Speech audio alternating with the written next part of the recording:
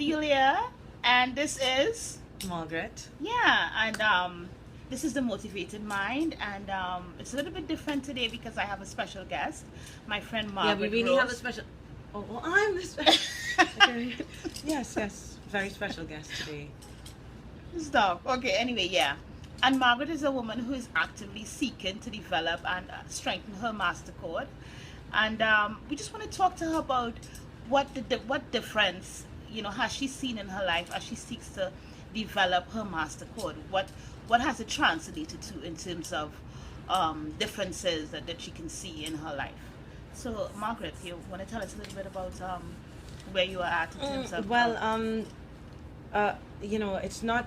It's less for me like differences that I see now, because I think it was a blessing that very early on I had certain experiences that I went through that caused me to seek out the relationship with something that I considered greater than myself.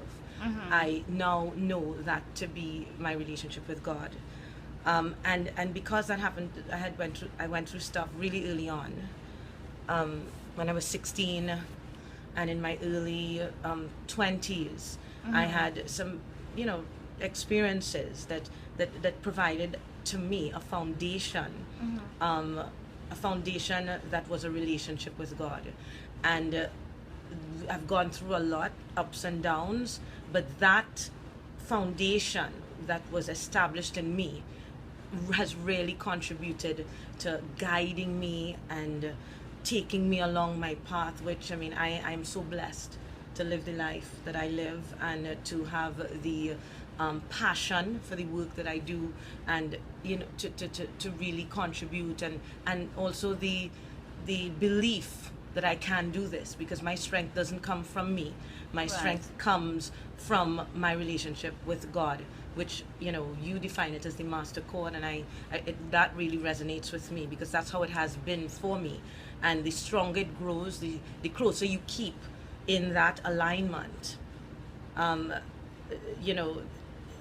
know it sounds cliche, like a cliche to say, but the closer you keep in alignment in that way, you will recognize that struggles are really not a negative.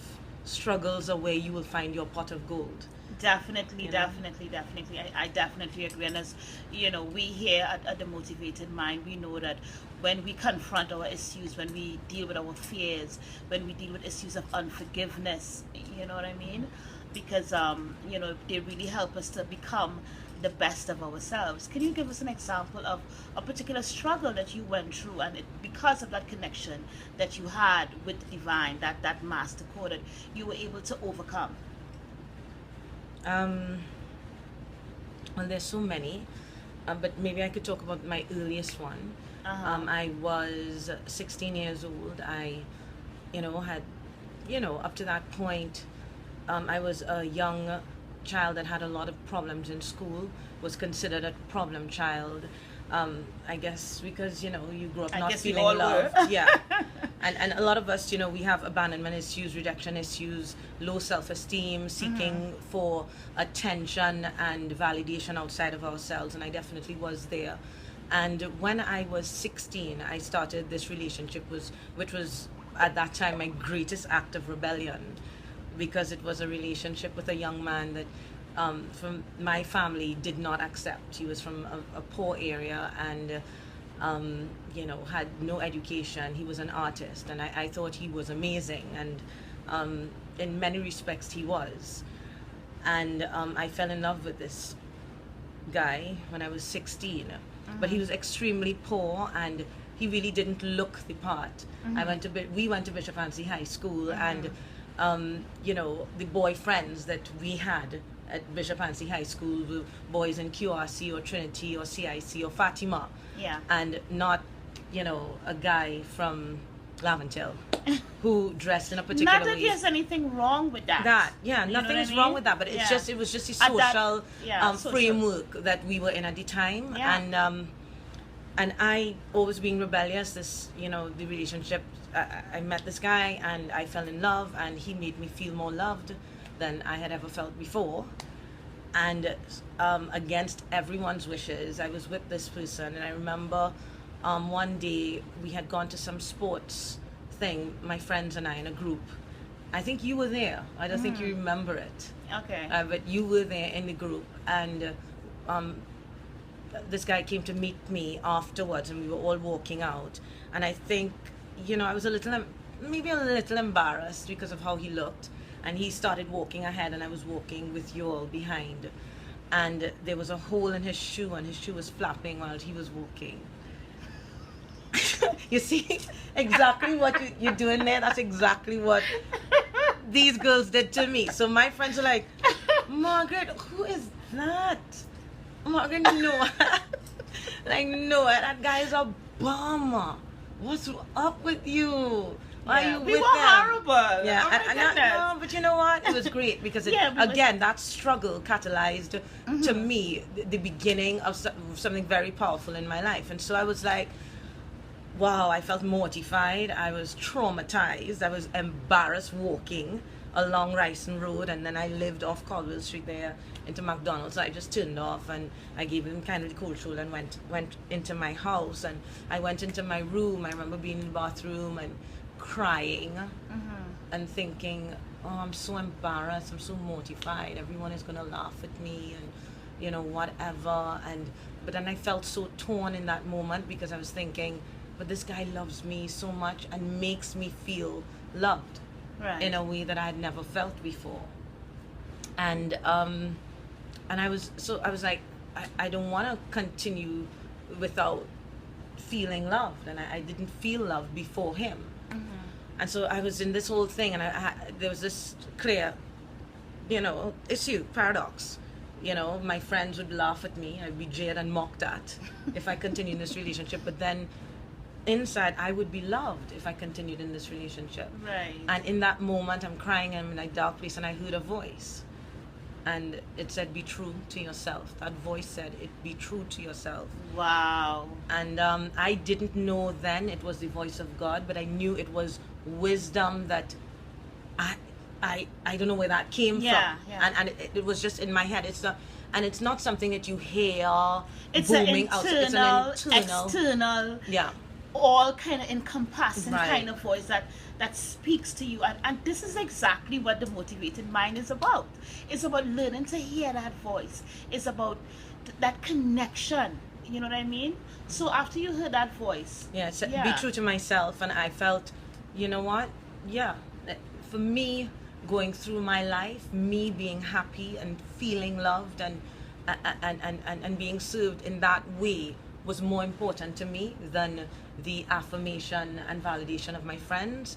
And so I stayed in that relationship. That young man became my husband and the father of my first child. And the lesson that I got from that, being true to myself, has carried me through my entire life. I have made decisions along the way in terms of my professional path, in terms of personal decisions, and many decisions that nobody understood. That when everyone thought, well, Margaret should be doing this now, or Margaret is going on to this now, I went in a different direction because I was led. And I after that, as I grew in my relationship with that knowingness, that inner power, strength, that source within me, I started to recognize that voice over and over and over as my connection to the divine. And now working with you, and I went through a lot, and working with you, I see clearly that definitely has been. And every time you veer away from what you know to be true for you, then you go through certain things that hopefully, and if you respond to them correctly, will get you back. Yeah, but some of the things sometimes you don't need to go through it if you stick really close. Exactly. A lot of times we think we don't sometimes you just don't get the vibe to go out with your friends. You're invited to go out, you plan to go out, and right before you leave the house you think, I don't really feel like going. Yeah. Something is stopping me. I always listen to that. And sometimes my friends are quite disappointed when, we plan and I say, you know what, no, I'm not coming out today. Yeah. Always listen to that. And because I know that knowingness, I know what you need to follow those a lot of times we have these intuitive, and people call it intuition, but sometimes, you know, it's called intuition, but definitely, and that is, again, that is what we're about. That is what we're about. You know, because when we learn to hear this voice, because this voice, this connection with divine, he knows who we are. He knows what we need. And I'm using, you know, when I say he, you know what I mean? It's God. You understand? And we have a purpose, and coming into purpose, and all of these things, you know, help us to navigate, to come closer to purpose, and definitely destiny.